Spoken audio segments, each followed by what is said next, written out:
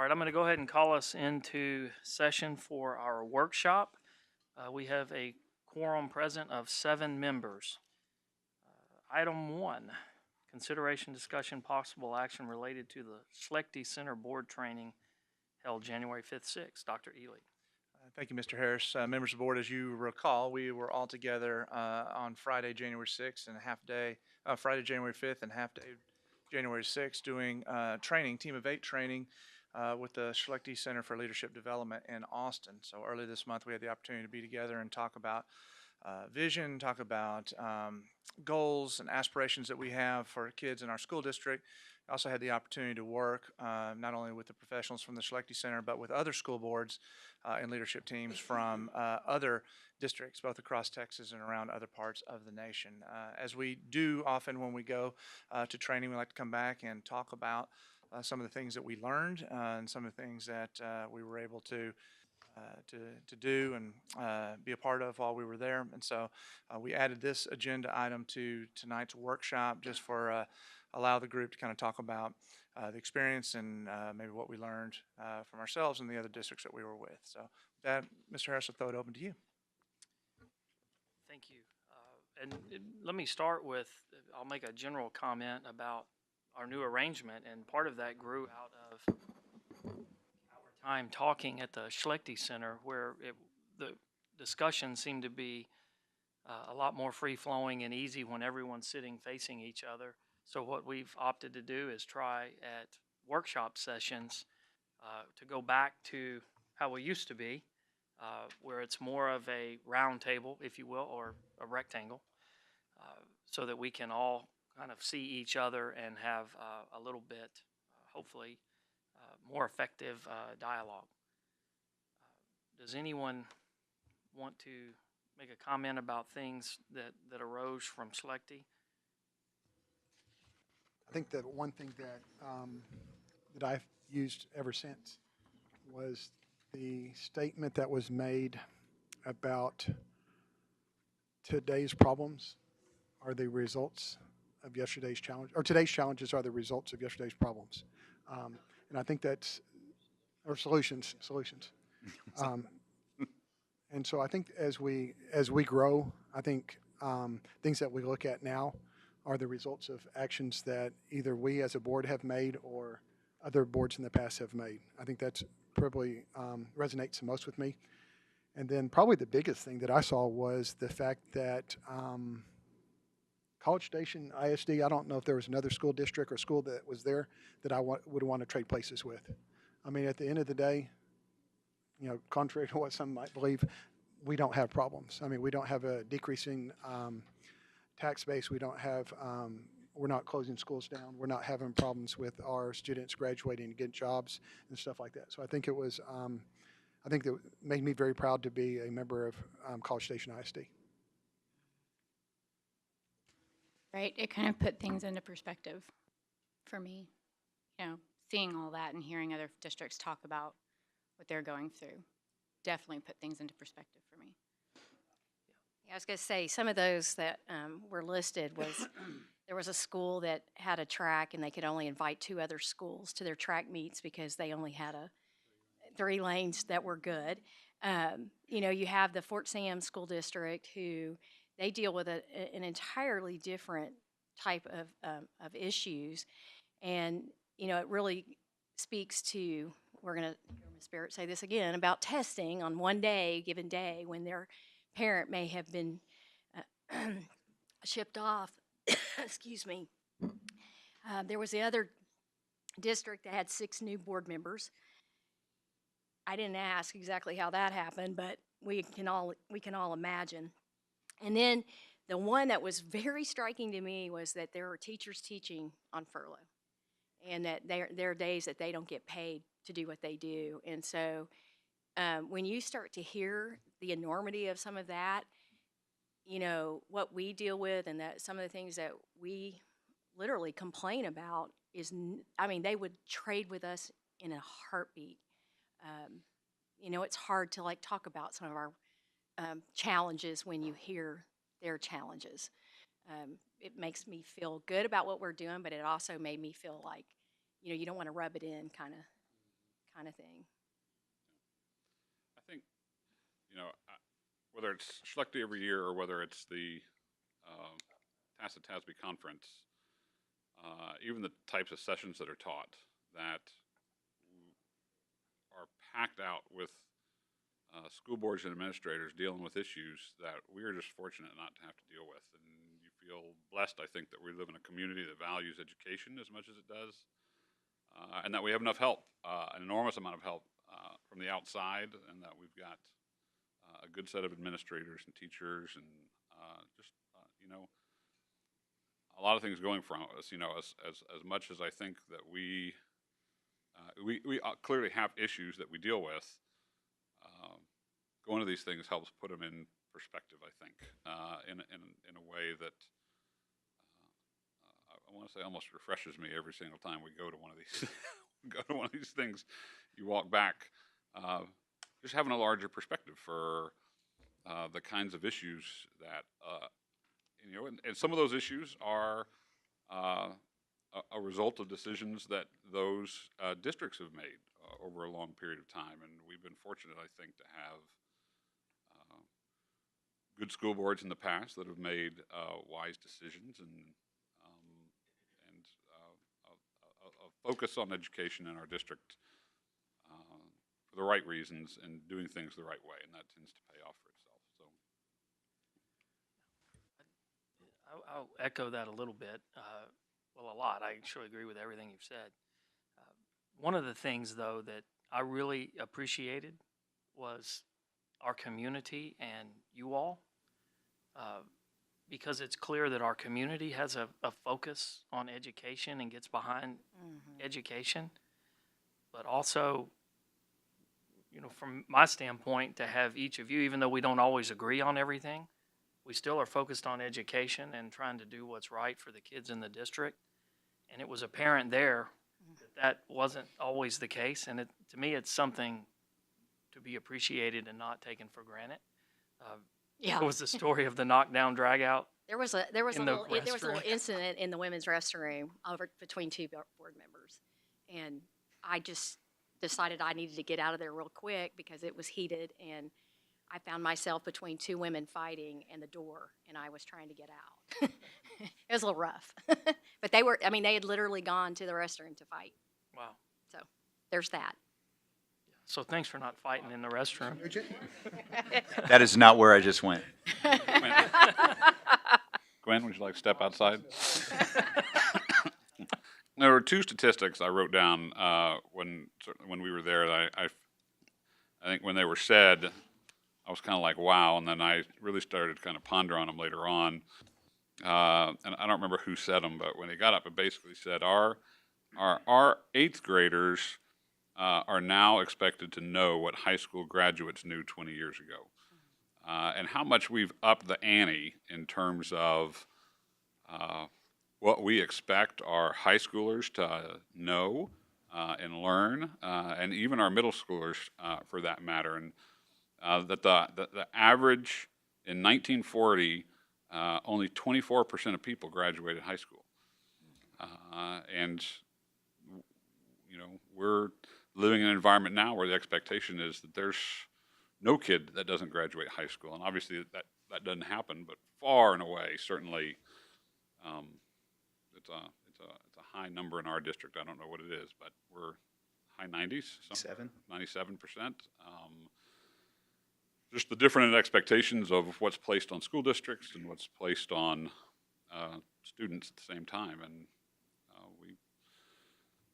different expectations from what it used to be. So, I'll even ditto on that, where I think the other statistic that I thought was very interesting was I don't have it written in front of me, but the average age of somebody getting married, I think was like 18 and a half, 19 years old, compared to 24, 25 today. And then also the average age of having children. I think that was something that I think I might have lost grasp of over the years.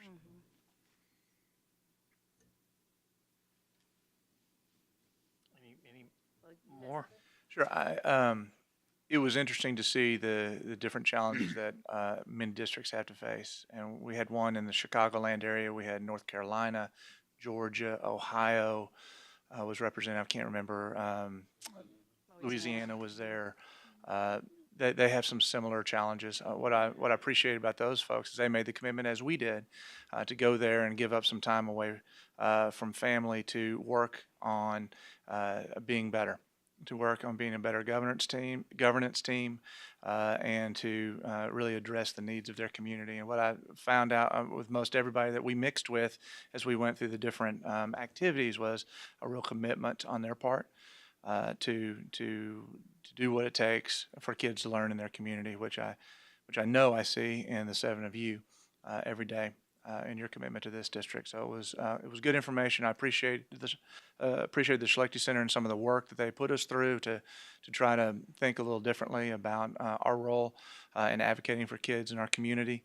And I thought it was a good time for us to be able to kind of pause and think about that, especially as we turn the page into a new calendar year and starting a new board and new leadership on the board. It was good for us to be able to have that time and talk about vision.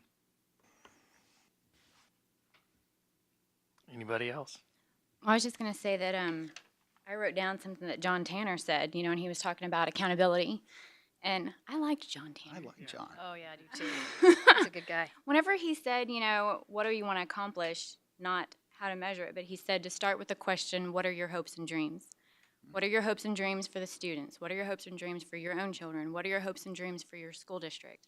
I like that he said to start with that question first. I've thought about that a lot. Every time, somebody comes to me with something, I'm like, wait, what are your hopes and dreams for your kid? So I like that one. And then, what do you need the school to contribute? But what are your hopes and dreams was my favorite. But that helped me a lot because, we struggle whenever people come to us or whatever. So it's a good question to ask. Agreed. Okay, thank you all. Item 2, consideration, discussion, and possible action related to board operating procedures. Dr. Ely. Thank you, Mr. President, members of the board. As you are aware, we have an agreement among the board members. We call our board operating procedures. It's really our contract amongst ourselves as to how we conduct business, be it at our board meetings or public hearings, or what happens when constituents call with feedback, or what's our expected role when we go onto campuses and those types of things. We have compiled that into what we call the board operating procedure document. The last time that it was updated was January of 2016, and now that we have a new board member here, it's good for us to orient ourselves to the document, and so I'd like for us to go through it quickly this afternoon, and then maybe have some discussions in regards to some of these any areas that we want to change or adopt, or in regards to that. So, with that being said, I have it up here on the screen, and I've given everybody a paper copy. So I'm going to go to the first one. Section is ethics. And these ethics come from the Texas Association of School Board. It is part of policy BBF local, so it is adopted policy. It shows positive statements about what each board member is committed to doing, and each of equity, trustworthiness, honor, all of that spells out ethics, so you can see the different areas in which those are in those different statements fall. So don't know if we want to make any changes to that or keep that there. It's probably a good thing to do. We've had it since 2000 as part of our board policy. Just want to make sure, and you don't have to do it now, but make sure you read through that. I did that, and it'd been a while since I'd actually read through that. But it's a good reminder, and again, I don't think we have any particular problem. In fact, I just got done being appreciative of all of you. So I do think, though, it's worth a read. Absolutely. This is one of the things that we went over in the Leadership CSISD meeting that we had in December on board service, and shared this with a group, and it was interesting for them to see that as well. The next section is called Board Authority, and I'm going to make this a little bit bigger.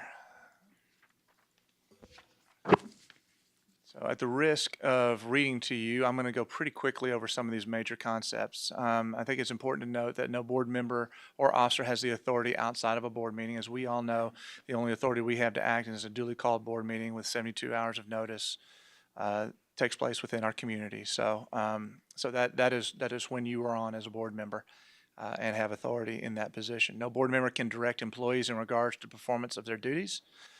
The board president has a little bit additional duties assigned to him or her, him in this case. Mr. Harris will preside at all board meetings, appoint committees, call special meetings, sign all legal documents as required by law. The vice president shall step in and act in the capacity of the president in the absence of the president.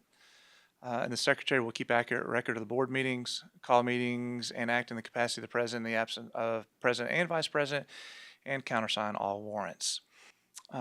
When we do go into executive session, there are only specific things for which we can go into executive session. And we can only discuss the items listed on the executive session agenda because we are limited by law in doing that. We cannot vote in executive session. We can only vote in open public session. And discussions and deliberations that occurred during executive session must remain confidential.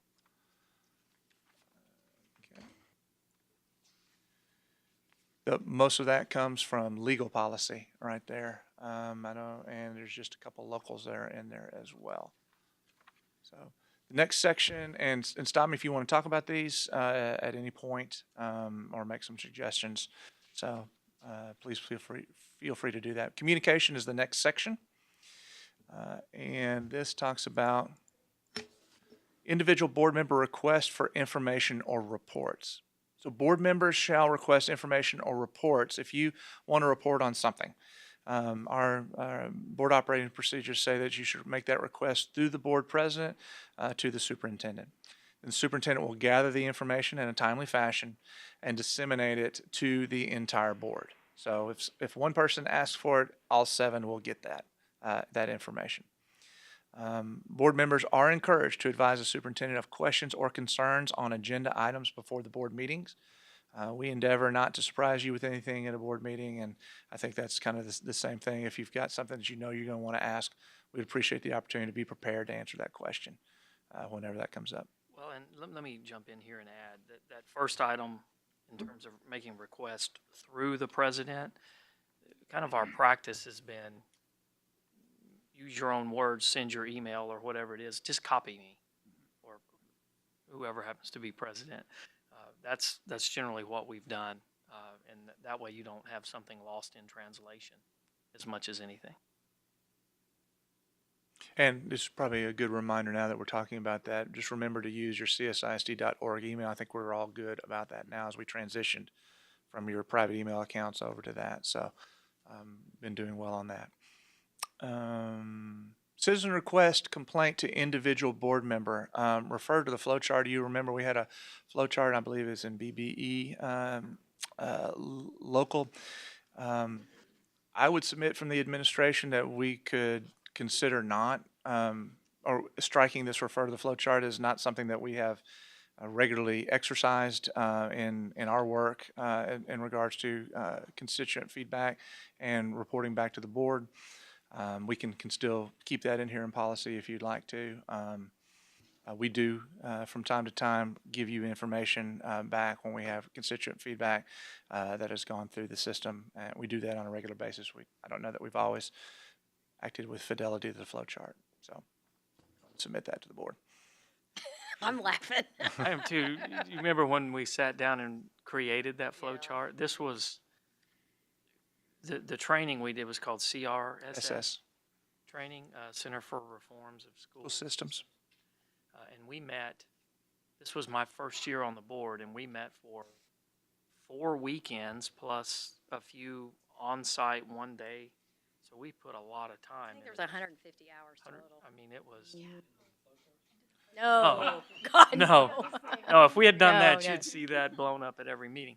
But that was one of our one-day deals. But really, to me, a lot of the crux of the CRSS training was about board conduct. And I think kind of while we're talking about communications, we'll also go back to authority some and talk about the above the line and below the line. And it's something that I know we get ingrained, and you've picked it up, and I'm sure you've heard it some, but just to make sure, I mean, what we're talking about, there's a line between governance and operations. And if it's below the line, that's where we look to Dr. Ely and the administration. That's their bailiwick. The above the line, that's where we as a group function. And and I think we saw some of that in Austin. Where people blur that line is when you start having problems, because you start to have everybody going in a different direction, and people who don't necessarily have full information getting involved and using their perceived authority as a board member to affect change, when it may be counterproductive to the way the district's actually trying to address an issue. So that's a very big part of it. Now, that flow chart grew out of it, and I don't know if we need to keep it around, because my general practice is, first, if it's a school issue, ask them, have you talked to the principal or the teacher if it's a classroom, and go up that chain. If it's a general district question, I just send them to Dr. Ely or refer the question to Dr. Ely. I was going to say that you could here, if we want to get rid of the flow chart, I'm not like married to it by any stretch, even though it did take hours to do. But we could define what you just said, above the line and below the line, and then exactly what you said, refer to a teacher, to just say, to send it to the most common denominator, I guess, would be the teacher, or I started to say least, but most common denominator, and then everything else go. I hate not addressing it in some way. So can I jump in here? If yeah. you see the next section where it says employee request complaint to individual board members, it's the only thing that's different is citizen. We kind of spell out the broad strokes of what kind of the expectation is there for an employee request. Get them to like Mr. Harris was talking about, who explain where the chain of command is and who to go to and those types of things, and then notify the superintendent. Perhaps we could do something like that under this one as well, with kind of the highlights from BBE local of those types of things, instead of just saying refer to flowchart. Would that be amenable to the group? I think today's challenge is the results of yesterday's solutions. That's two. Yes, but what are your hopes and dreams? Yeah, That was good. you're right. That's good. Schaefer, way to go. I like that. Cha-ching. I like that idea. Y'all like that idea? Yeah. We can work on that. Third one, employee It was request. fun to learn that flow chart, though, the first time I joined the board. Sit down for that for quite a while to kind of We'll get you a copy. Right. grasp the flow of all that work. Before we move on, just real quick, I think school, if there's an issue at Oakwood or whatever, start with the principal, but when we're talking district-wide, and we've just put a lot on you, and it was my understanding that, if there's some, something with transportation, we might pull Hector in. I mean, wouldn't we just go straight to him, or do you want us to go through you? Either way will work. Okay. I mean, if it can come to me, and I can, if it's a transportation issue, send that to Mr. Silva. You're obviously aware that Mr. Silva oversees our transportation department. You could say that as well. But, the easiest answer is send it to the superintendent. But if you know that it's I something mean, that's that what you want. Mrs. Hester deals with, or if, Mr. Silva or whoever, then you could send it that way as well. Yeah, I think that's good. And now, if it's you bringing the issue, I think you should always include Dr. Ely. Okay. Just so he knows. And that's just, in my view of it, we have to be, as board members, very careful about how we interact with the district personnel because of the perceived authority of being a board member. I mean, a lot of people think that we run day-to-day activities and are in charge of things like that, when in reality we're not. But the perception is still there. Yeah, I guess for me, I was thinking it wouldn't be me going to Chris, to Miss Hester, Right. but it would be me saying, That's who you should need to call talk Chrissy to? Hester. Chrissy Hester. Yeah. In fact, we all probably should talk to Chrissy Hester. Right. At some point, we all probably Lives will. would all be much better if we did that. Right. Yeah, I think that's right. Okay. I mean, if you know the right little niche, I think that's appropriate. Sure. So moving on to employee request, complaint to individual board member. The board member will hear the employee's problem for a full understanding, repeat the problem back to the employee, explain the chain of command. Have you been to your supervisor? Have you been to that person's supervisor? Where are they in the chain? Remind the employee of the due process procedure and remain impartial. And refer employee to appropriate person in the chain of command. I want to go back to the remind employee of due process procedure and remain impartial. Some of these complaints can go into a more formalized process, and so it is always wise as a board member, you could find yourself in one of the levels of the of that formal grievance process. And so, to the extent that you do not have more knowledge than your peers on the board, that is better for processing that. And to the extent that you have more information that others don't have, you run into situations where you may have to consider recusal or those types of things. So it's always best to talk with, whether it's the parent complaint or employee, just remind them that depending on what happens, this could come back to me. So it's always a good thing to remember. And then that last bullet there, we do encourage you to notify the superintendent so that we know about the issue. Perhaps we're already aware of it, but we may not be. So we would love the opportunity to work on it from our vantage point. Okay. Board member visit to school campus or school activity. We certainly encourage board members to attend special events on campuses. However, your work there should not be in going, our agreement is that we'll not go into teachers' classrooms or campuses for the purpose of evaluation or investigation. And we'll obviously leave that to the administration should something come up and you let us know about that. We do ask that you notify the principal of visits to campus if they are not attending a scheduled activity. You're there for your son or daughter's play or sporting event. You know, that's no big deal. If you're going there for another reason, we ask you to give the principal a heads up. Because you are all great people, but people get a little heightened sense of awareness when a board member is on campus. Communications. How do we communicate with each other? The superintendent will meet with the board president on a routine basis. The superintendent will communicate with all board members via regular transmittals, which we do pretty much weekly. We will communicate in a timely fashion to all board members. And again, we talked about this earlier, but request superintendent from any board member will be distributed to all. Okay. Media inquiries to the board. The board president shall be the official spokesperson for the board to the media on issues of media attention. All board members who receive calls from the media should direct them to the board president or his designee. Individual board members can answer media questions related to their personal stance on pending issues. However, the board president is the official spokesperson for the board. Okay. Unless you guys want to talk about that and change that. Guessing 6 of you don't. I think it's worthwhile. You know, one of the things I always try to do when I'm talking to people from the outside is anytime I'm asked a board question is always try to remember to respond with, I do not speak for the board.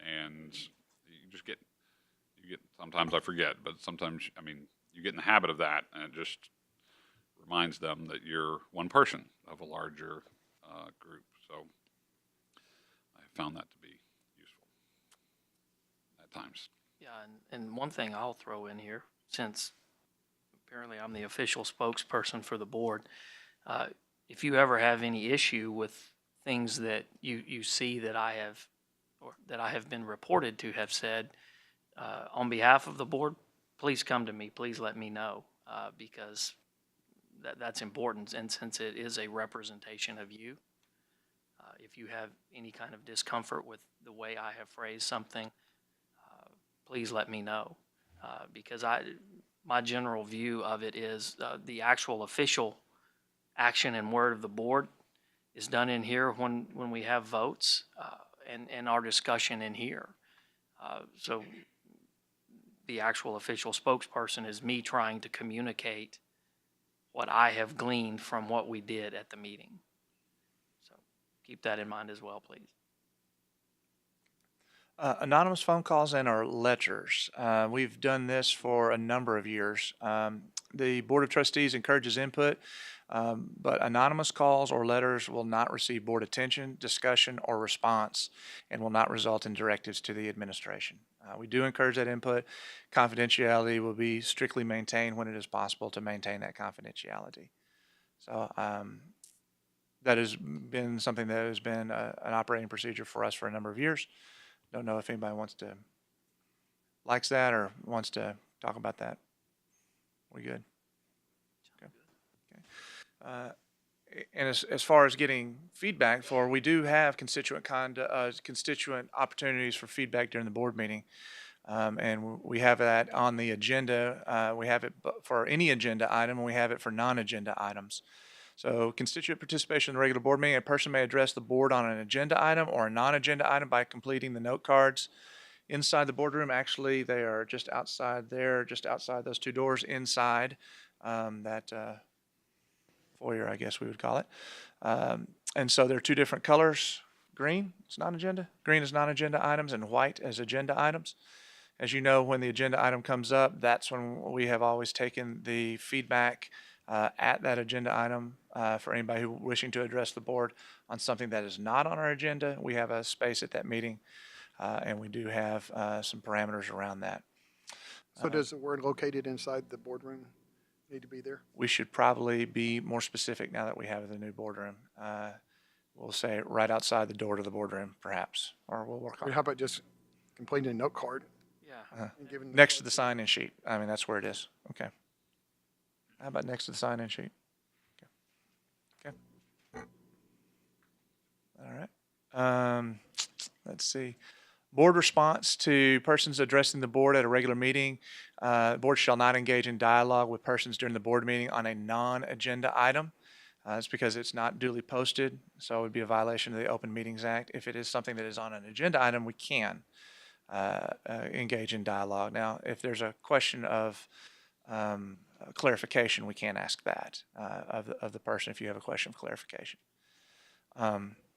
Let's see, the board president may direct the superintendent to investigate issues raised by speakers and report back to the board through transmittal or a designated meeting. Each speaker is limited to 3 minutes. Each speaker is limited to one opportunity at the microphone, regardless of the minutes used. Unused minutes will not convey from one speaker to another. No more than 5 persons may speak about the same position on a subject. The first 5 persons who submit a note card will be recognized to speak. Now, it's important to know this is at a regularly scheduled board meeting. This is not at a public hearing, which there's some different rules, and we'll get to those in just a second. Okay. The board president shall recognize persons who sign up to speak in the order the cards were submitted. The person that, yes, sir. Well, I just want to go back. Sorry. I want to go back to no more than 5 persons may speak about the same position on a subject. Assuming there's multiple positions on a subject, are they going to have to write down on the card? I mean, you could end up having 10 or I don't know, 15 different people talking, Am I being clear there? I mean, You are being clear, and that's kind of hard because we have a space in there that says, what do you want to talk about? And they may put rezoning. And that doesn't really tell us a whole lot about whether they're for it or against it or what particular aspect of it. One of the, I think it's somewhere later in here. Perhaps I'm missing it. Okay. If we have a tremendous number of people wanting to speak about a particular item and we're running past this limit of 5 people on one type of, on one side of the issue or one position, the board president has the ability to say, hey, we're going to go ahead and have a public forum on this. There seems to be a lot of issue in the community. Let's schedule something for next week and we'll have a public forum that these constraints would not be on. And then we could possibly move forward on that. Okay. As it's currently written, we could change this if it is the board's will. We could make this 10. Could make it 3. I like 5, but I'm wondering about the verbiage. And again, I like the idea about, allowing people from different positions to have a say-so, but if, I don't know, I guess I don't have a recommendation as, historically, in the last several years, yeah, it hasn't it's happened. not been an issue. Yeah, it's not We've happened, had, so I get that. 10 people wanting to come and talk about the same thing. Now, as the board or the president is there no way that if we say we had more than that, is there a way that if we all agreed at that time we can do it, or is it just once it's 5, it's 5? This is, this mirrors which board policy? Anybody? I can't remember if it's BED local or BBE local. I have to go back and look at that. And we'd have to look and see exactly what board policy says. What we want to make sure is that we don't say something here that's different than board policy. And we actually have an instance of that coming up in a second, so I'll talk to you about that. Yeah. That's what I'd be afraid of. And if we did that and then we start, well, let's just change the policy, well, then all of a sudden we haven't posted that for the Open Meetings Act. So if that's something we want to look at, we can look at the board policy and bring that up for discussion, see if there's a change that we want to make on that. And then it can be reflected in the board operating procedures. And if we have, I think historically, the board's done a pretty good job of recognizing when we're going to want to have a lot of input given and setting aside some time so that we can receive that and focus on that and not have all of that come in when we're trying to do the other business of the district. Because there are certain things that have to be passed and moved along. So are we leaving it for right now and possibly having another discussion on this later, or do we like the 5? Okay. Let's see, no, 5. The board president shall recognize persons who sign up to speak in the order that were submitted. The person addressing the board should stand to the microphone and state his or her name and address before beginning the comment. Sign-in cards shall request speakers to be respectful in their comments. The board will not allow derogatory comments. No signs or placards shall be brought into the boardroom. Okay. The audience shall refrain from talking or applause during the comments.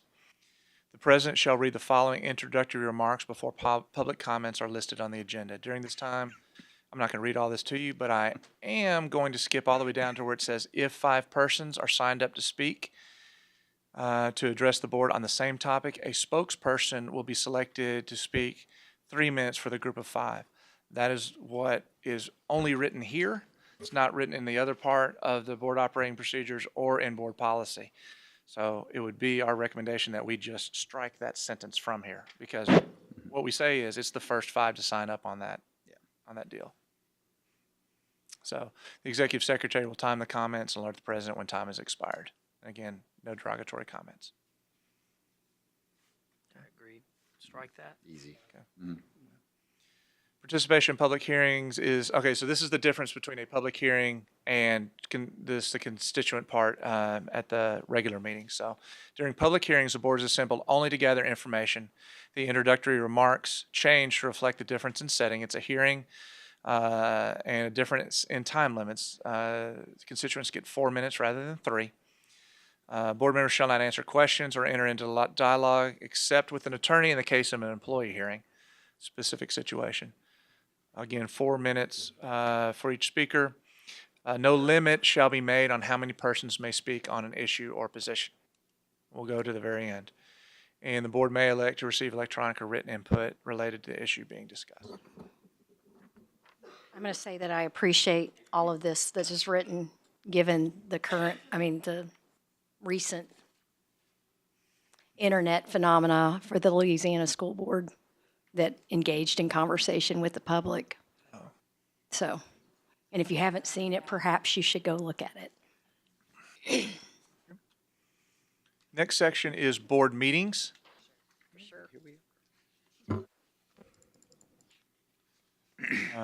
How do we develop agendas in this school district? The tentative agenda is created by the administration and presented to the executive committee, the president, vice president, and secretary, more than a week before the board meeting.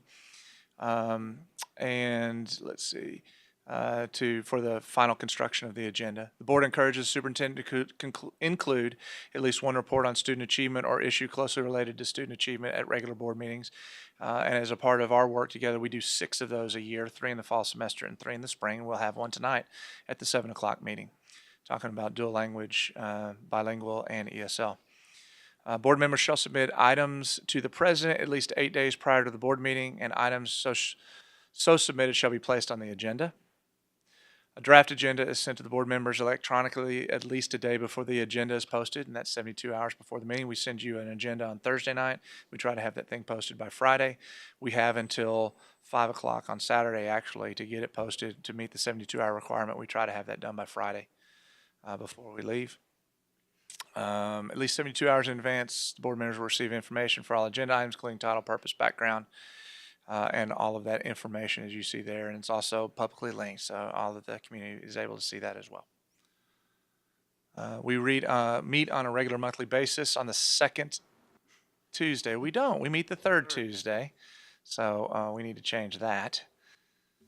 Wow, didn't even know it said that. Skipped right past that. Changes in date and place to accommodate holidays and special events and ICE happen, and so that's why we're meeting on the third Thursday or fourth Thursday or whatever today is. Potential ICE, thank you. Additional meetings may be called as needed, and we do have special meetings from now and again.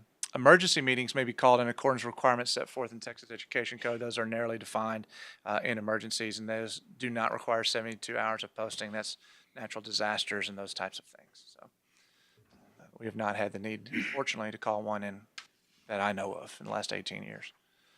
Normal agenda starts with a public workshop session, of which we're in right now, where we receive background, hear reports, receive background information related to upcoming decisions. And we usually hear stuff related to something that will come in an upcoming meeting. Low priority items on the agenda may be included we can do a vote. That's why we have a number of these: consideration, discussion, and possible action, although we rarely vote in a workshop session. The public board meeting that starts at 7, we call to order, we declare a quorum. This is the through our CRSS work that we did back in 2010, 2011. This is the welcome message that we have crafted, and we read at the beginning of each meeting. We have the pledges to the of allegiance to the American flag and Texas flag in our moment of silence. We have recognitions, and we'll be recognizing the 7 of y'all tonight for board service, since January is Board Appreciation Month. We have board announcements and committee reports, superintendent announcements, hearing of citizens, consent agenda, and then a number of different reports and action items in our various areas: curriculum instruction, personnel, facilities, and business and operations. If we need to go into an executive session, most of the times it will be noted on the agenda. And these, according to the Texas Education Code, or actually Texas Government Code, so we need to change that to Texas Government Code. That's what Section 551 is. Those are the reasons for which we can go into executive session and what we can discuss. When we do go to executive session, as we noted earlier, there's no voting that goes on in executive session. We do have some opportunities if we need to, and it's a particular area that is covered by one of these particular statutes, we can go into executive session, even though we didn't say it necessarily on the front, on the agenda. We do have at the bottom of each agenda the ability to go in there should we need to. That happens very rarely. Okay. Any questions on board meetings? Comments or things that we might want to change? How do you all feel about the welcome message? We tweaked that. Is this remember Dr. Yokin had a tongue twister? Did we fix, is this the? I think citizenry is still in there. Still in it. I notice it doesn't say that any particular board member has to read it. We could rotate that. No. I think once somebody has practice, they need to continue that. You think so? Okay. I'm happy to read it. I just noticed that didn't bother you till it was you reading it. Which one was it? No, it was a lot of fun. We still have a little bit more of these. 4 board members constitutes a quorum. We do follow Robert's Rules of Order. Discussion shall be directed solely to the business under deliberation. Board president shall keep the discussion to the motion at hand, and halt discussion that does not apply to business before the board. The board president may vote, on all action items and can make or second motions. In case of a tie vote, the item is postponed. The president shall bring the item back on a subsequent agenda. When there are only 4 board members to attend a meeting, a unanimous vote is required to pass motions. The board president has the right to recognize members prior to giving their comments. And then we talked about executive session a couple times. This is where we were talking about that it can be listed on the agenda, or we can go in there if it qualifies under the Texas Government Code. We can only just list those items. We must vote in public session, and discussions are confidential. Electronic devices shall be turned off or silenced. A board member with an emergency needs for outside contact during a meeting will notify board members in advance. And we had that situation earlier. I say I followed that We procedure. did follow the Follow that procedure. procedure. Okay, thank you. Yes, you had an emergency that you had to attend to a phone call. So, and board members shall dress and act professionally. Is this construction casual or? I was waiting for that. Builder casual. Builder casual. will work. Participation in public hearings is there again, but we have talked about all of that. So I don't know why it's there again. Board development, we talked a little bit about some of the board development that you had earlier today, earlier during this meeting. In a November workshop or retreat, the board superintendent team is assessed and evaluated. Operating procedures are reviewed and updated. That's what we're doing now. A new board member orientation is conducted, and that has been conducted for Mrs. Nolan. The evaluation of the board and superintendent is an indication of success of the governance team. In a workshop meeting, the board reviews and revises the district's vision statement, belief statements, priorities, goals each year in the November, December, January timeframe. Informal board action, the board readopts the vision statement, belief statements, priorities, goals each year by the regular February meeting. This has been in the board operating procedures, but this has not been a practice that we've had in the past several years of readopting our vision statement, belief statements, and priorities. We take our new board members and we acclimate them to our board priorities, but I wonder if this is something that we want to go back and revisit. This is something that we want to strike. This is something we want to do more of, or bring it back later for more discussion on this. I think we should talk about it a little bit. I mean, I have some thoughts. I mean, I think we at least do this some along the way. I mean, we did it in Austin. I pull up the core beliefs and commitments almost every meeting and try to refer back to those. I think it would be a good idea at some point to talk about those and make sure that everybody's on the same page. And if there's an issue with some of those core beliefs and commitments, well, let's talk it out, because that goes back to when we talked about, I think I circled it up at the front, where it talks about the continuously be guided by what is best for all students of the district. And those core beliefs and commitments are really to help focus on that, I think. But I can tell you, I don't go back to some of these earlier works that were prepared. Really, the core beliefs and commitments are the documents that really guide the work that we do. It's the underpinnings of our community-based accountability systems, part of the superintendent evaluation process. It's really those are the things that we hang our hat on, and we have fidelity to. I guess the thing I'd want us to think about is, do we need to readopt the district's vision statement, or in this case, core beliefs and commitments every year, or at least review them, especially after a board election? Perhaps we do. What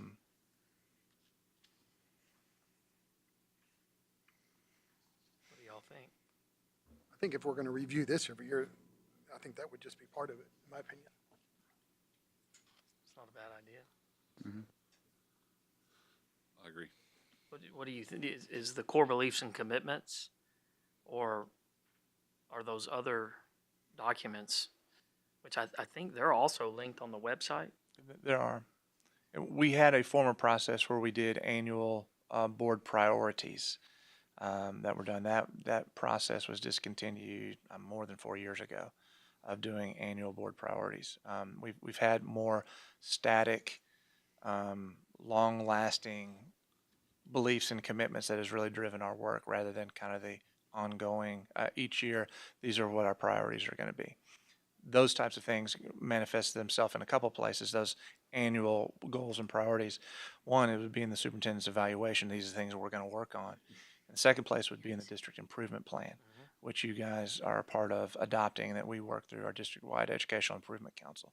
And that's how we kind of keep our finger on the year-to-year direction that we need to go and course corrections that we need to accomplish. I think the board reviews and revises as needed. Just both those bullets would be very similar. I think so too, and change those to core beliefs and commitments instead of the vision statement, belief statements, priorities, and goals. Yes. So where it says district's vision, belief statements, priorities, and goals, we're to say core beliefs and commitments. I think it's good for us to be reminded Mhm. every year. Do we, Go ahead. sorry, do we need to re-adopt? That's why I was gonna ask you if we have to vote on this now, or can you bring it back? No, I mean, No. what I'm. Oh. This question is there. The second clear bullet point there, it says in formal board action, the board readopts. Do we need a formal action? However, I don't think unless we change. Okay, Personal opinion, but So kind of strike that. I'd strike that bullet point then.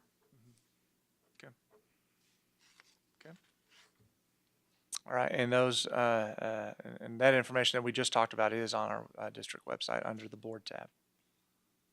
Anything else on that? Criteria and process for selecting board officers. We have said in the past that a workshop will be held immediately after the canvass of returns to allow board members to express their interest in serving as an officer when the board reorganizes.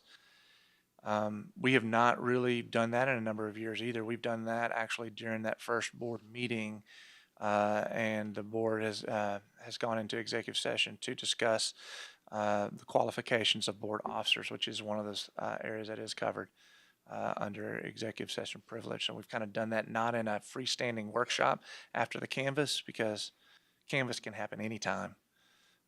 We've done that in a regular scheduled board meeting. I wonder if that is meeting the needs of us moving forward during that process, or and we change it to more reflect what we're doing.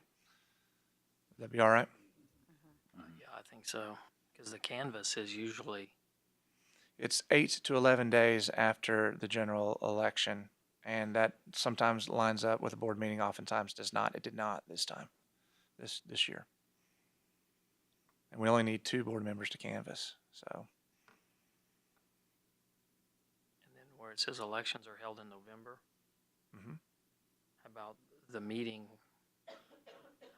or what I'm looking for is basically the first meeting. First meeting following the November. swearing in. Or Of the would it be board members? First meeting following the canvassing? It would be. Because this year was later. We, Because the canvas, it was weird, because it Yeah, I fell don't know right why. after, it was the day after our meeting. yes, was the 8th, yeah, It was the 8th day. because we had our meeting 7 days after. Mhm.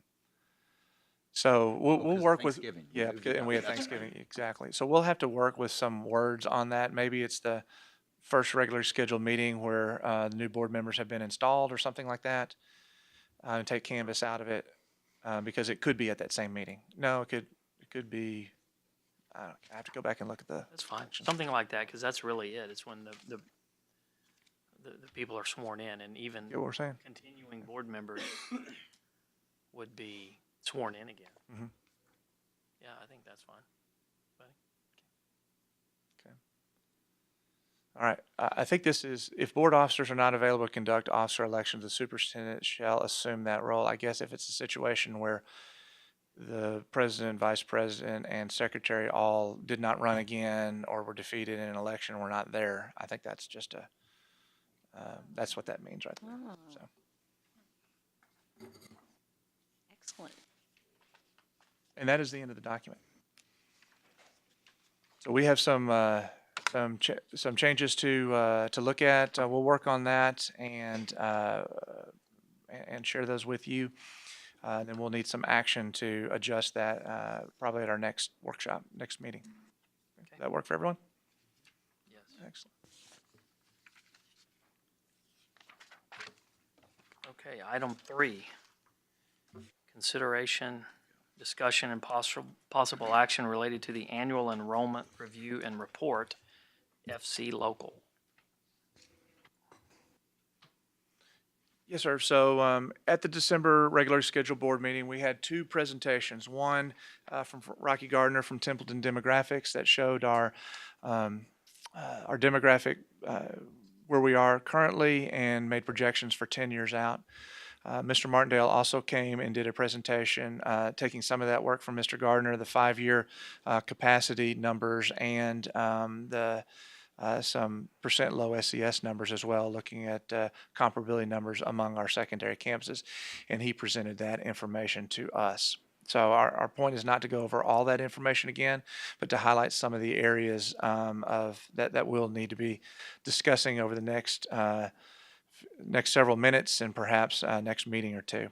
What I want to start with, though, is this slide that shows our projections coming up for next year. You'll recall that last month we talked about the International Leadership School of Texas, the charter school that will be opening in August of 2018. That's located the corner of Longmire and Deacon Road. And what that has potentially going to mean for College Station ISD. We don't know what ultimately it's going to mean, so we have to make some projections as to whether that school will take kids from College Station ISD, which we think it will, and how many and where they might come from. So that makes this year a little different in both budgeting and staffing for the administration, and we'll have to and we'll start conquering that probably starting in March as we start those monthly discussions with the board. We had to kind of really visit and talk about, do we think it's going to have zero effect? Do we think it's going to have a very big effect on the school district? Or do we think it might have a moderate effect to the school district? And we landed in that middle range. We looked at, through the work of our demographer and the experience that they have had working with districts in Tarrant County, in Dallas County, and in Harris County, working with this particular school district. We had the benefit of some of their historical numbers of how it has affected the public school districts in the areas of which they were located. And so what the mid-range, or what we call a low charter impact, is what you see depicted on the screens in front of you right now. So in 2018, with the opening of ILT, we're expecting basically flat enrollment, about 0.3% growth of about 44 students. That's kind of right in between where it would be with no impact or where it would be with a pretty high impact to the school district. With that being said, we had to decide which one we were going to go with at this time for planning purposes, and then we had to have that information go and be reflected in the other tables that Mr. Martindale showed you last month. So that's just a reminder on that. We'll talk a little bit about elementary. As you know, we are opening up elementary number 10, which is now going to be known as River Bend Elementary. That will open up in August of 2019, excuse me, almost misspoke. And so to prepare for the opening of that 10th elementary school, we will need to adjust the elementary school boundaries. We have a lot of times done that work the spring before, the year before. So almost a little over a year in advance, we've done the work, and we have had the board adopt those boundaries in September or October of the year before the school opens, so giving families about a 10 or 11 month notice. The administration noticing that obviously the ILT coming in, not knowing what effect it might have on us, and not knowing which schools it might affect, we are thinking the best course of action would be to make the elementary attendance zoning process occur at a different time and have that right at the beginning of the school year, next school year, so that we have another data point and we know where kids might have potentially come from. We have better data for which to make a decision. We might make a decision in the spring based on our current numbers and move kids from a particular school, but it is adversely affected by number of kids being dropped there, and so it'd have a confounding effect. So this, all we're talking about right now, is elementary. And so that is what our best thinking is right now. As you can see where we are, we have one school that is underutilized with Pebble Creek, with 420 kids this year, projected to be 407 next year before they come back over the next several out years. And we see two schools right now that are over 110%, Greens Prairie and College Hills. So that would be our recommendation as far as elementary goes. So just Yes, sir. so I have this clear. So traditionally, we would have rezoned for elementary this spring. We would have done and traditionally we have, used a boundary adjustment committee and Right. kind of done that work in the spring. We've sat on it over the summer and come back in August and September and presented that to the board. Another reason for doing that is we don't want to confuse people as well, announce them in the spring and people don't know which attendance zones we're talking about. Right. So we come back in August or September and take it to the board, and the board usually will adopt them in September or October of that year. Okay. So Our thought is starting that work in probably September, once we know who's there, and then having ultimate board action be October, November of that year, which is cutting it close, but it gives us the greatest opportunity to be more accurate because this year is just a different year based on the opening of that school. Okay. Just for elementary is all we're talking about right now. Let me ask, what do you think from a timing standpoint you'll need from us tonight? Do we need to make decisions tonight, or? We don't. I was just kind of giving you our thinking at this time. Okay. Just for your, I don't know that we need, wouldn't imagine we have any action tonight, but I just kind of want to talk about elementary, intermediate, middle, and then kind of high school, and high school, obviously. Okay. Okay. Any questions on that so far? Just one real quick one. I think you mentioned no impact, moderate, and high, and we say low here. So is low? We're looking at the moderate. Yes. If I were to rechange the terminology there, I would say this is a moderate impact Okay. school. So they called it a high impact and a low impact. Gotcha. Or no impact. So we're looking at the middle number. Gotcha. Basically flat enrollment, which is flat enrollment from a district-wide basis. That's losing some kids at the elementary level and still gaining kids at the high school level and at the intermediate middle a little bit as well. Okay. Looking at 5th and 6th grade, as you can see, our capacity numbers are all green. That's understandable since we just opened our third intermediate school this year. We have our comparability numbers there at the bottom, and remember, we do have grandfathering that's going on this particular school year.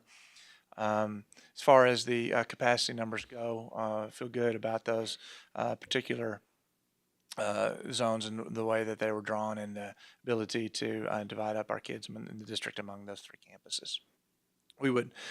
Our thinking is we've only had these zones for 1 year, and we haven't even had them at 7th and 8th grade level, but to at least keep these static for this time, for the next year or so. Is what we're thinking for 5 and 6. 7th and 8th right now, again, we only have the two 7th and 8th grade campuses. That's why one of them has over 1,000 students at it. Obviously, it's above the 110%. These are our projected numbers for the next 5 years, starting next year in 2018-19. And so we will see what those numbers look like once we open Auburn Elementary School and implement those zones for our 7th and 8th grade campuses. So obviously, we haven't even implemented these zones yet. Do you recall on the Oakwood from 17-18 to 18-19, what would have caused the projection to go down? Oakwood, I'm From sorry. 747 to 730, back up to 747. Do you remember, did they indicate anything? They're taking cohorts of students who are moving through the system. And so we'll have bigger cohorts of students and we'll have smaller cohorts of students. For example, there's one that I can recall right now that'll come up a little bit when we start talking about high school, but A&M Consolidated High School with the new attendance zones, the current ones that we have right now, they have a small senior class that will be moving out this year. And they have a 8th grade class that is moving in that's 50 students bigger. When you look at the senior class at College Station High School moving out and the 8th grade class moving into College Station High School, they're roughly the same. So that's a 50 student difference just on bubbles of kids moving through. Yeah. Good question. Okay. Any questions on 7th and 8th? So we're excited. We're excited about Welborn Elementary and Welborn Middle School, and being able to open that third one and having our kids apportioned to all three of those schools starting next year. This is the 9th through 12th is the biggest issue that we have right now. If you look at all these numbers on here, we know that we have Riverbend Elementary on its way, and we know that we will be addressing the needs for the utilization of a couple of our elementary school campuses and underutilization of another. When you look at the biggest issue in College Station ISD in regards to our capacities, under and over capacity is the high school level. There's no denying it. Everybody around this table knows it. Everybody in this room is aware of this. And the biggest issue is the capacity of students at College Station High School. How many kids can we fit into College Station High School with its current construction, both for its core capacity, which is for 2,400 kids. That's the size of the cafeteria and the hallways and library and all that. And then the classroom space that we have. How many kids can we fit in that? Before we get into a little bit, I want to circle back and talk about these numbers over here in parentheses, and those are our capacity numbers because those have changed a little bit, and I want to tell you why. We want to make sure that we have common numbers that will stay static, whether we're working on them in different departments, whether it's facilities or business or the work that we're doing, and that can be constant as we work throughout the year. So Consol's number has gone from 2,400 capacity down to 2,350. You may recall that before we opened College Station High School, we had 2,850 kids at Consol. We had 12 portable classrooms outside. If you scrape off those portable classrooms, that's about 350 kids who would have been outside every period or so. We can take 27 or 28 kids in those classrooms out there. So immediately when they just take those classrooms out and you just have the regular building, your capacity goes down to about 2,500. This board and previous boards have spent a tremendous amount of money. I believe the number's around $37 million over successive bond elections to make renovations to A&M Consolidated High School. You think about the commons area in the front, you think about the gym renovations in the back, you think about the dance room, the front facade.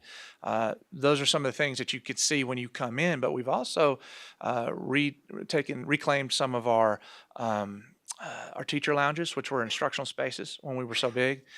We have taken sometimes we've taken two classrooms that were side by side, knocked out the wall and made it into a bigger art studio or bigger science lab. So we've been able to go back and do some of the things that we wanted to do with A&M Consolidated High School. And it's been very great. It's been great for the school, but it's lowered a little bit our overall capacity. And so you take the 350 kids that were outside, you're down to 2,500. With the changes that we've made, those intentional changes that we've made to bring some of those great spaces to Consol, we've brought that number down to about 2,350. So that's 2,350, 2,400 is that number that we think is the capacity inside that building right now based on the changes that we've made to the building.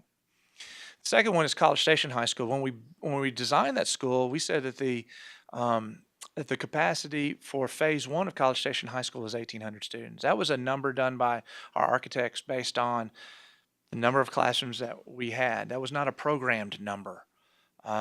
So you never really know how many kids you can fit into a building till you fit them into the building. We have 1,996 kids at College Station High School right now, and we have no portable buildings. I think it would be disingenuous to say that the capacity is 1,800 when we're functioning with almost 2,000 kids in there. So it's probably 19. It's tight in there. Don't get me wrong. Not tight in the hallways again because they're built for 2,400. The common spaces are built for that, but we're running out of classrooms. We do have a number of teachers who are floating. And when I say teachers floating, it means I'd floated in my career. It means my first period class would be in one classroom.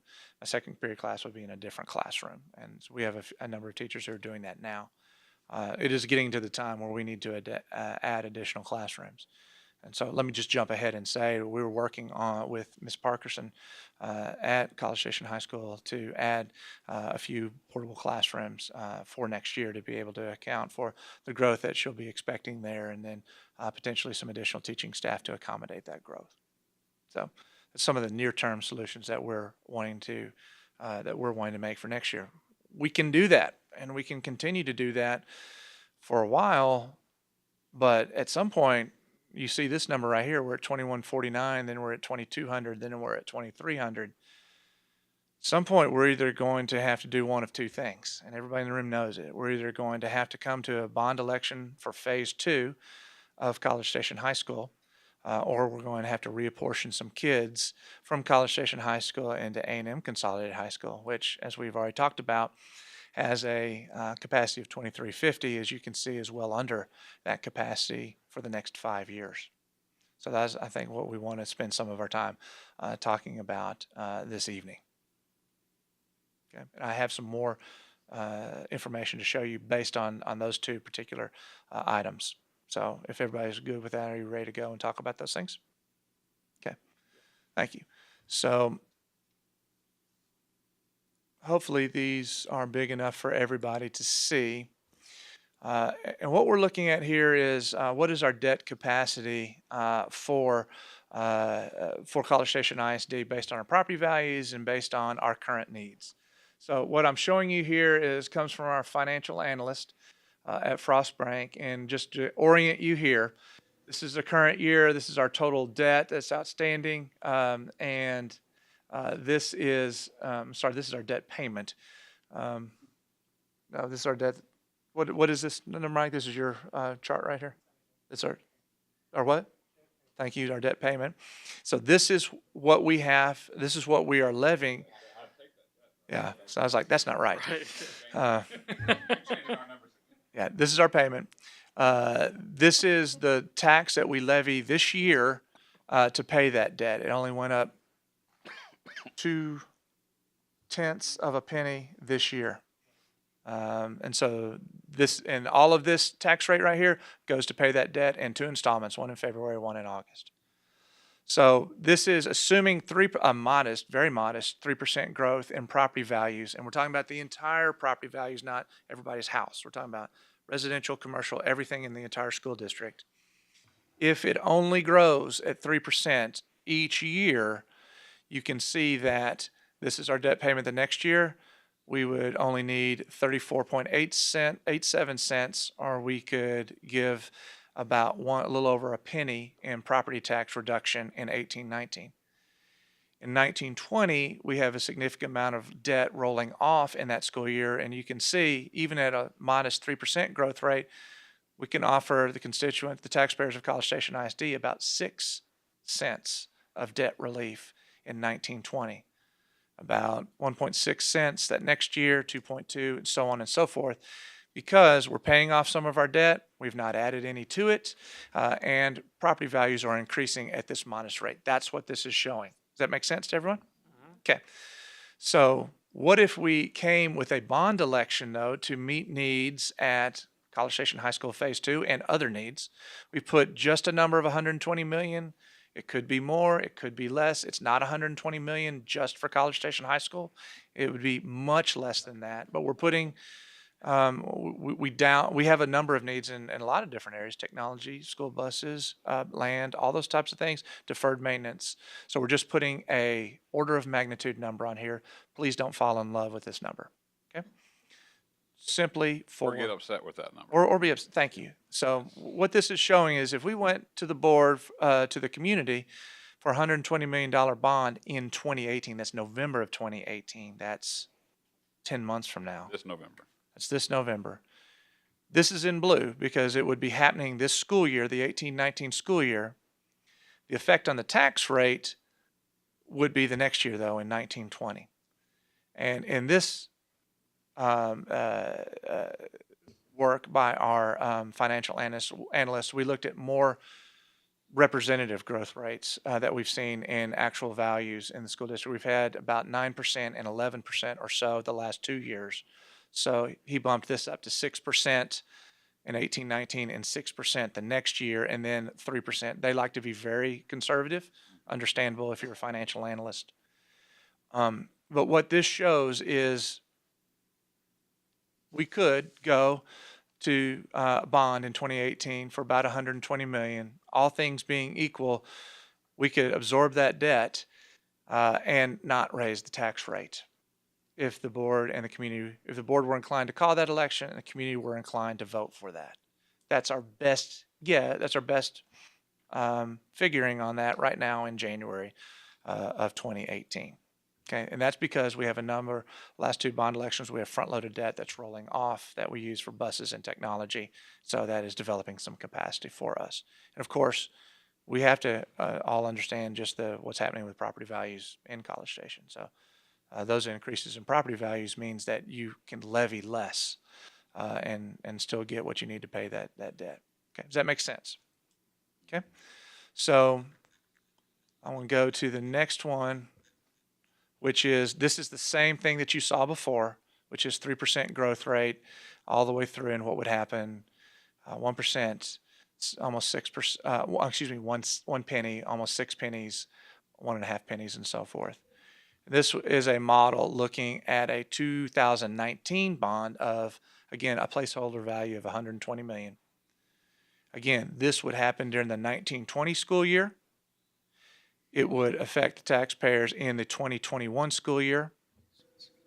And so what we'd be looking at is, if we went in 2019, we could give probably about 2 pennies of tax relief in 1819, about 6 pennies in 1920, and then add about 2.3 pennies the first year and about 1.6 the next. And then we'd be going down again, or staying close or barely going down. Okay. So that would be asking for a bond election, raising the taxes if we did it next year compared to this year, calling it this year, and actually having the tax rate go down. Is that correct? I don't know that I understood you, what you said.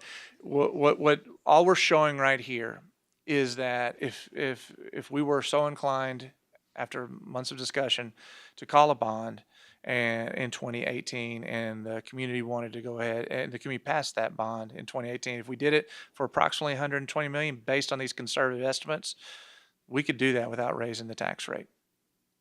We would not, though. If we don't go to bond, we can give some tax relief of about 2 cents for 1 year, and about a little over 6 cents the next year. Does that make sense? Yes.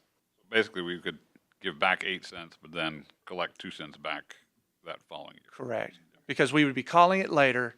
And again, we're paying off a little bit more debt in the meantime, and property values are appreciating, as we go through. I mean, we assume that they will appreciate. We have some conservative estimates of that appreciation there.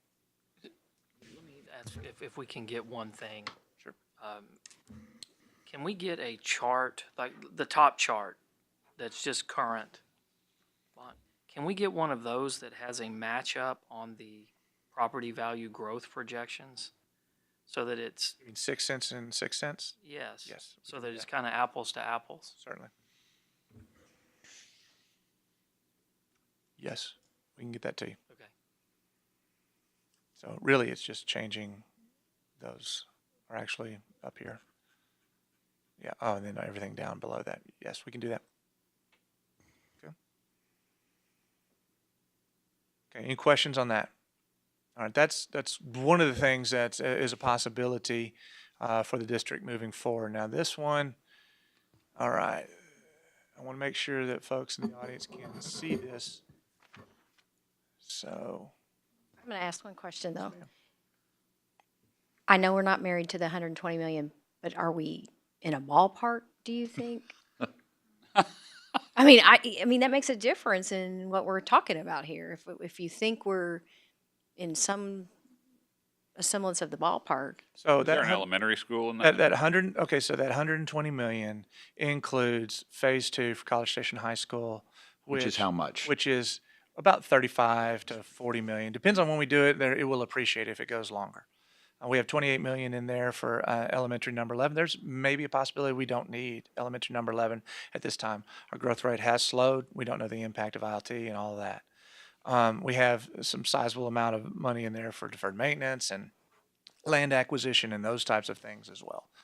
We don't have an auditorium or performing arts facility or anything like that, but those, I wanted to put a number in there because when we usually have gone to a community group and asked them, what are some of the things that we need? We want at least a bigger number in there to say, well, what if the community group says, you know what, we need ag facility, or we need, one of these other facilities that's been talked about in previous years. And this group says, you know what, now's the time. That's why we made it a little bit bigger. That's just a thoughtful number is all I'm asking. I mean, it It- wasn't just a thrown out number. No. Okay. I'm going to show this, hopefully those in the audience, if you can see the one behind you a little bit better, this shows kind of everything in here as to kind of what we were talking about in regards to if we wanted to do a different option. So, and this takes into an account of how long it would build College Station High School Phase 2 as well. So all of this is up here is just capacity numbers 85% and 110%. So I want to move to this middle table, which says no boundary adjustment. This would be a depiction of what it could potentially look like if the board were inclined to call a bond in 2019. Okay, and it will take us about 3 years total because we don't call the bond until halfway through the year in November, and then we don't sell the bonds until January. And then we're in the design process. So it really takes about 2.5 years for us to be able to do this, which is 3 school years, if that makes sense. That's what this blue bar kind of shows right here. So if we did College Station High School Phase 2, which would be, our plans have always been additional seating for additional 600 students. We could always talk about, is it 600, is it 750, is it 650, what that number would be. It has always been talked about a third gym to make it comparable to Consol, and a black box theater to make it comparable to Consol. So that's kind of what we're talking about. And those numbers are included in that 35 million to 40 million number that we talked about. If we did that in November of 2019, we would be ready to go and open by August of 2022. And our projection for that, as you can see, would be about 2,500 kids on that campus. And then, you're adding seats for 600 on top of our 1950, and our capacity there is 2,550. We're getting pretty close to capacity. So basically, Already. by the time it's done, it's filled. Based on our current zones and our projections that have been made by our demographer. Yes, sir. So, what you see also here, we're going back to what we saw in the previous slides that Mr. Martindale had. You can see that Consol is below its 85%. Number that we have on there. That's why it's in green. College Station is above 110%. That's when it hits yellow right there. Our best guess would be potentially, and again, lots can change between now and 2026, but potentially a bond. The next one coming up for a high school need would be in 2026. How many portables would you need to have out there if you had 2,300 students there? I haven't done the back of the envelope. Maybe Mr. Martindale or Mr. Hall can scratch that out for me. But a classroom is about 27 kids in there on average. 12. I don't have, our intention for next year currently is to add 3 portables, which is 6 classrooms, which that's projecting to 2037 next year. So I would think that number would at least double and handle that additional capacity. So I'm going to repeat that since Mr. Martindale doesn't have a microphone. What he stated was that our plan is to add 3 portable buildings, which is 6 classrooms, and that you think that can last us for a couple years? Yeah. Okay. All right. So that's what this second table looks at. What this third table contemplates is boundary adjustment work, and that's moving kids from College Station High School to A&M Consolidated High School to capitalize on the capacity that's there, lowering the press of kids at College Station High School and taking advantage of what we have available at Consol. There's no real great way to model this other than just taking a stab in the dark and saying, and that's what we have here. We said, what if we did a net, we're talking about a net move of 200 kids, whether it's you move 300 kids one way and 100 the other, and they all move those types of things. Trying to take out any effects of grandfathering and transfers or anything like that. If we were just able to pick 200 wherever they are and move them a net 200, what does that look like? And all we did was subtract 200 all the way across here and add 200 across all the way across here. We know that through neighborhoods, there's bigger groups of kids in various neighborhoods and various grade levels. So please don't fall in love with the numbers because it won't work out just like this. It's just an attempt to show what it could look like. Okay. I love those numbers. Yeah. So, so if we went through a process sometime in 1819 and we implemented in 1920, so that would be implementation of fall of 2019. Again, if you could get 200 net to move from one to the other, schools would be close to the same size. And then they'd be within 100, within 80 or so, and 100, less than 100 there. And then you can see the growth continuing to happen as we go forward. Okay. This yellow that you see right here is 110% of College Station High School Phase 1. So this models, if you will, that's probably a stretch to say it's a model. This is one way you could look at if we were able to move some kids. Perhaps we could move a bond election off a couple of years, provide immediate, a relief, not immediate relief, but relief to College Station High School by the 2019-2020 school year, and have them be able to live within their means there, and perhaps come to the community for a bond in 2021. And then hopefully that move that bond for high school number 3 off another couple of years as well. Again, I'll show you here, we just have a question mark as to where that might be. That's hard to even guess at this point. So there's several things that we can do at College Station High School. We can continue to put portables out there. We can go to a bond. We've showed you what it could look like in 2018 going to a bond, or 2019. We could go through a boundary adjustment process to address capacity issues at College Station High School and underutilization at Consol. Or we could have some sort of combination therein. So that's the issue. And wanted to throw that out for the group to discuss, and would love to hear if there's any more information that you would like for us to bring back in February. I would like to call the group's attention to the time. It is about 6:30 right now. We will need to be breaking down by about 6:40, so we may need to push one of our agenda items here, but I don't want that to, just want everybody to be mindful of that. And with that, I'd love to answer any questions or listen to your conversation.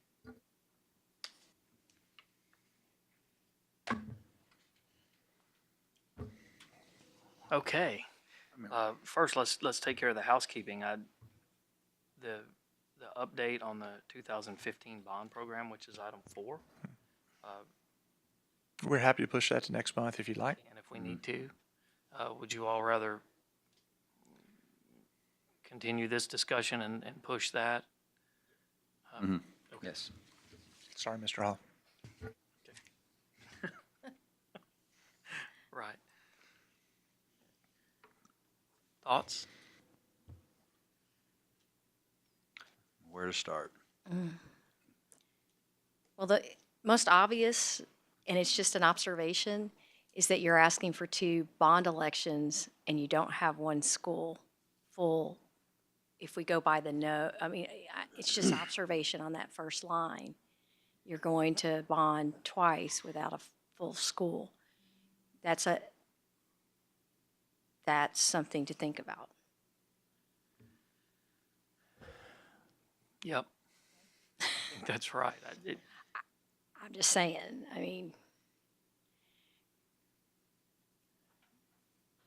Right, and this doesn't count for other bonds we're going to need in the process when we build new elementary schools and other things come along, right? So, the odds we're going to have another bond between 2019 and 2020 26. 26, right? If we went that, I mean, the truth is, there's going to be another bond or two.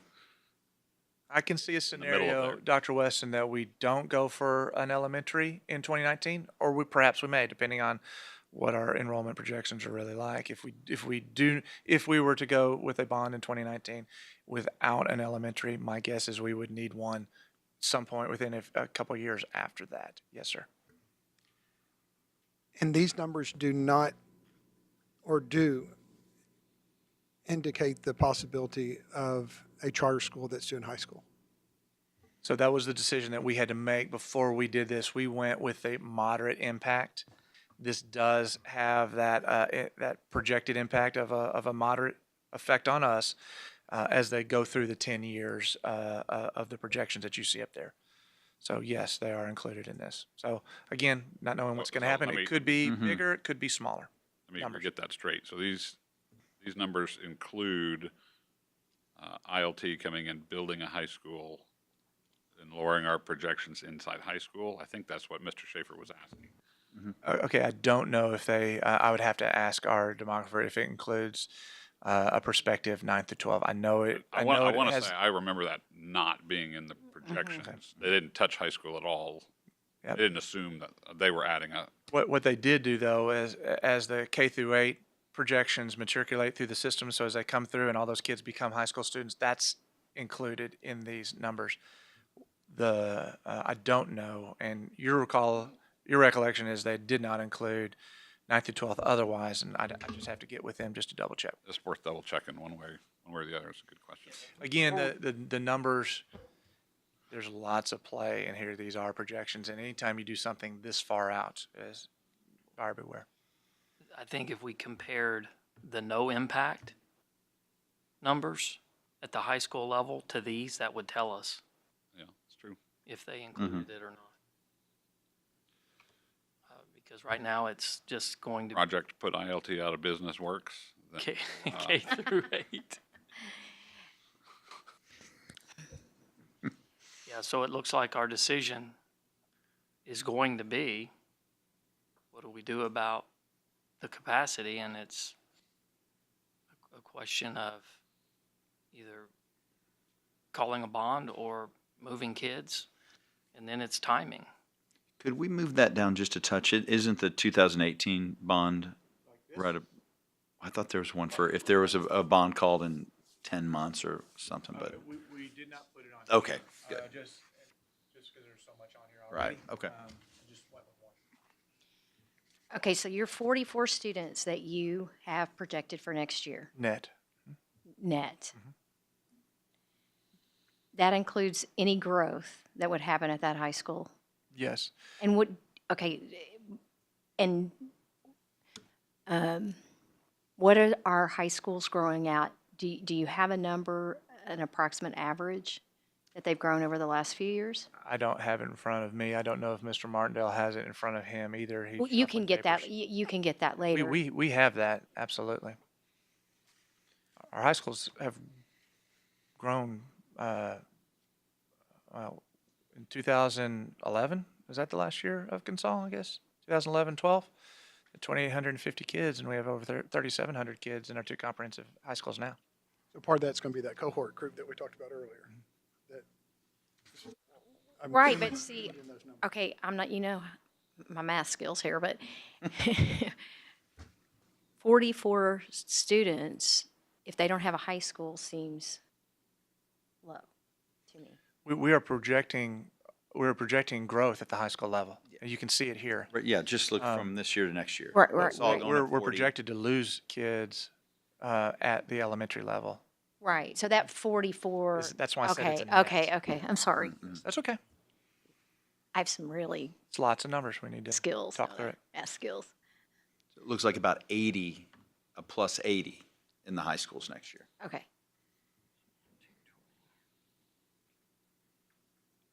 Right? Approximately. Is there something that the board I would guess like I the was, administration you to know, bring? I don't know. I guess it makes sense the way it's, the fact that bonds we don't vote on bonds until November, and then don't get money from bonds until early the following year. I guess it just surprised me a little bit that once we go up for bond, that it's basically it's 3 years before we have another classroom at College Station High School, right? 27 months? Yeah. So I don't know why I had it in my mind that it would be a shorter time turnaround, but I guess when you add it all up, it amounts to a good amount of time. When you think of the square footage that you're adding, with classrooms for 600 kids, extending the 2 wings on the academic wing, when you're adding another gymnasium, black box, there's a tremendous amount of work that they're putting in.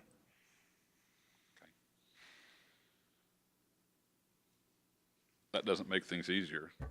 That's- Paul, could you just snap your fingers and make it happen overnight? Okay, well, keep practicing. I mean, these numbers look to be different than the no charter impact secondary campus. Now, they may have updated their projections since this. We'll give a call to Templeton and see how they treated the high school in their projections there. Okay. Whether they accounted for a ILT high school being in here. Okay.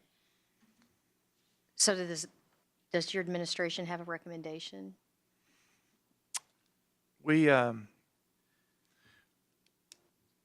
we time for a recommendation? I can certainly talk about Well, our options. It might be good to give people some time to digest all this and there's a lot of it. and think it through.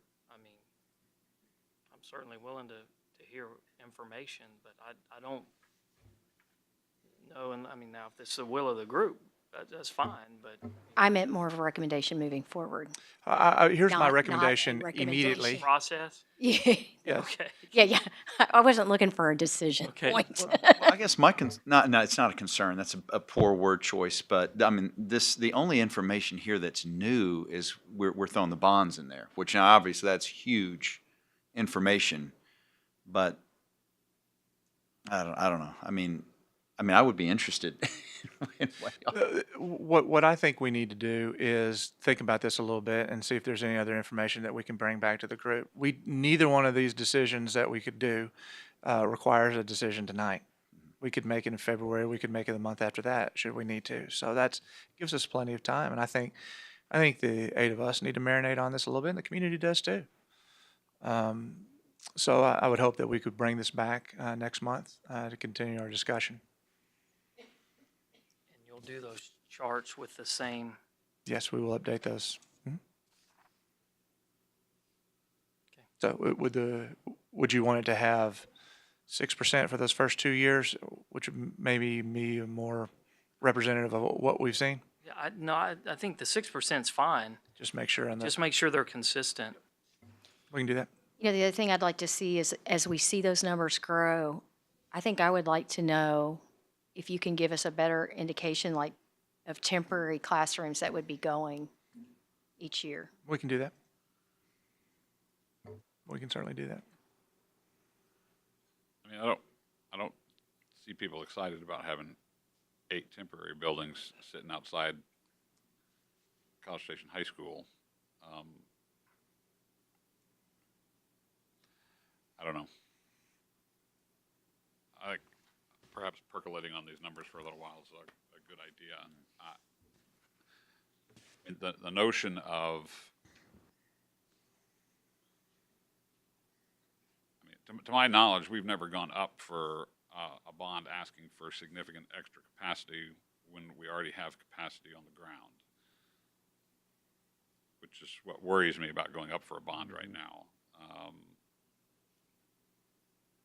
Or at least a bond early, I should say.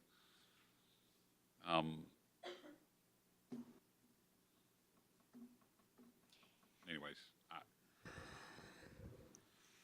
Just for reference, what was the capacity of Consolidated when there were 2,800 kids? When there's 2,800 kids, 2,500. And that was after you had made some significant changes in taking lounges, and that 2,500 included taking the lounges or the 2,800? I'd have to go back in my memory. to remember. But as we go through, we make some changes and do lounges and other spaces and convert them into instructional spaces. It's kind of what you do when you are, getting in a building that you're outgrowing. And so we felt that back then about 2,500 was the number for Consol without portables. And of course, as I mentioned earlier, it's lower than that now due to some of the modifications and renovations that we've made. No, I just was looking for historical perspective, just because, my kids were in there when there was 2,800. Mine And too. yeah, and So I mean, I think it's important to know. I think I see where you're going. We didn't call the bond at 2,500. I'm trying to find that place, because, at 2,800, that there's a moment there. Okay. Did they get educated? Are they successful adults? Absolutely. There was not an education. Was it hard on the teachers? Absolutely. It was, and the administrators there. So we got to find that sweet spot. To me, we're you're trying to find that spot, and I would just also suggest too that the board at that time, even given that I was a member of the community, had no idea the community would have that type of growth like it did at the time it did. So I think that that's important to recognize too. We're in a fast growth situation now, but at that time it was kind of plugging along, and then it jumped. So. And the other question that I think thing that we got to look at is, where do we draw the line where we have the population growth continuing to move away from, A&M Consolidated High School? I mean, it's not, there's no more land to develop around there. I mean, that base, the student base that's around the A&M Consolidated High School is going to get lower and lower as the campus moves over. So, I mean, where do we draw the line on the distance from where the families are to that high school? I mean, keep on drawing boundaries. I mean, we can do that, but I mean, the fact is that there's going to be fewer and fewer families that are going to be living around A&M Consolidated High School. Perhaps It's not going to be growing. It's not going to be growing. And my thing is, what are other things that we could possibly do with A&M Consolidated High School, whether it be things that we're going to do at College View High School, have academies, or do some more specialized programs at Consol? Yes, sir. Or even repurpose some of the facilities that we have there, usage. How are we on time? We're about 4 minutes past. All right. Well, I guess if it's all right with everybody, we'll go ahead and adjourn this. And if you have additional questions, Dr. Ely, copy me, and we'll distribute the information to everyone. And with that, we will adjourn.